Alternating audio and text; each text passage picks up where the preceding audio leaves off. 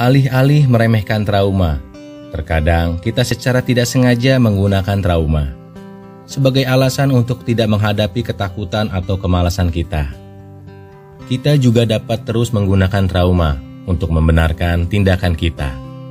Seolah-olah trauma telah menjadi bagian dari hidup kita yang tidak bisa kita hilangkan atau kurangi.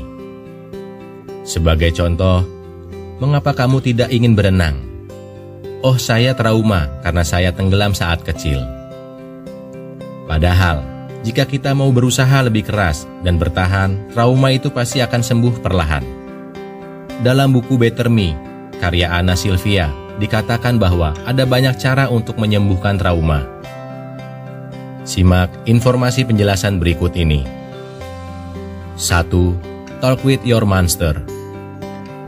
Teknik ini adalah teknik yang digunakan dalam pemrograman neurolinguistik untuk memogram ulang otak, sehingga dapat mengubah alam bawah sadar kita.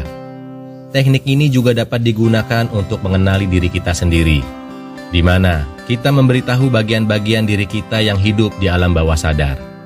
Caranya adalah, bayangkan bahwa kita memasuki gua yang sepi untuk menemukan bagian diri kita yang belum pernah kita temui sebelumnya.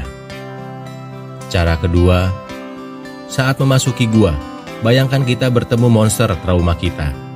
Bayangkan sedetil mungkin seperti apa, sebesar apa. Cara ketiga, ajak seseorang untuk bertemu denganmu dan meminta maaf karena hidup begitu lama. Tapi ini pertama kalinya kita saling mengenal. Cara ketiga, kemudian cobalah untuk memulai obrolan. Pada titik ini akan ada banyak hal baru yang kita akan pelajari tentang diri kita sendiri.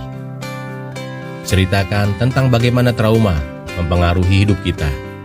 Tanyakan pada si monster, mengapa harus ada di dalam kita? Apa yang sebenarnya dia takutkan? Dan pertanyaan lain yang ingin kita ketahui tentang monster itu. Jangan lupa, terima kasih juga pada si monster. Komunikasikan harapan dan keinginan kita untuk kesembuhan. 2. Write letters to yourself. Tulislah surat seolah-olah dari orang yang membuat kita trauma. Tempatkan dirimu pada posisi mereka dan katakan apa yang ingin kamu katakan melalui surat itu. Seandainya kita adalah orang yang menulis surat tersebut, mengapa kita harus merasakan trauma? Surat-surat ini akan memberi kita perspektif baru yang berbeda, dan juga akan memberi kita kesimpulan yang akan menyembuhkan trauma kita. 3. Healing meditation. Metodenya hampir sama dengan meditasi biasa, tetapi dengan sedikit penyesuaian. Temukan posisi yang nyaman, lalu fokuslah pada nafasmu. Bayangkan, ada cahaya yang menyinari kita. Bayangkan juga warna cahayanya sedetail mungkin. Tarik nafas dan rasakan hembusannya.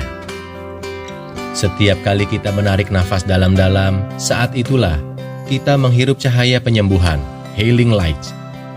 Setiap kali kita menarik nafas dalam-dalam, saat itulah kita melepaskan trauma dan rasa sakit yang kita tahu itu tidak baik untuk kita.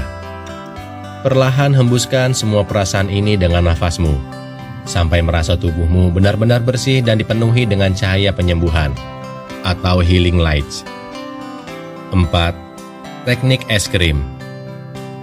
Jadi setiap kali kita mengingat kenangan buruk dari masa lalu, kita harus mengganti kenangan itu dengan hal-hal yang indah yang ingin kita capai dalam hidup. Tuliskan semua kenangan buruk yang sering mengganggu pikiran kita. Kemudian, tuliskan juga hal-hal bahagia yang kita inginkan dalam hidup kita.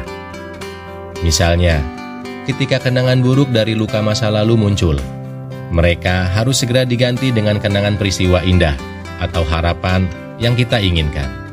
Ingat, jangan larang dirimu untuk mengingat yang terluka, karena semakin kamu melarang, semakin kamu akan mengingatnya. Teknik ini akan sangat berhasil jika kita mempraktekannya secara terus-menerus. 5. Talk with your inner child. Biasanya, apa yang ada di alam bawah sadar kita terbentuk ketika kita masih kecil, karena getaran kita berbeda pada frekuensi yang rendah. Lihatlah ke cermin dan katakanlah pada dirimu sendiri siapa kamu ketika masih kecil.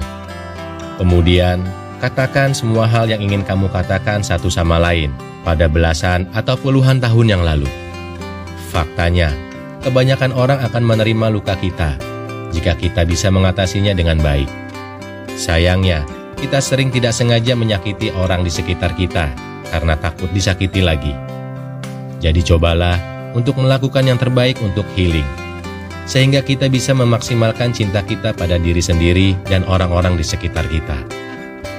Semoga bermanfaat, tetap berpikir positif, dan semangat.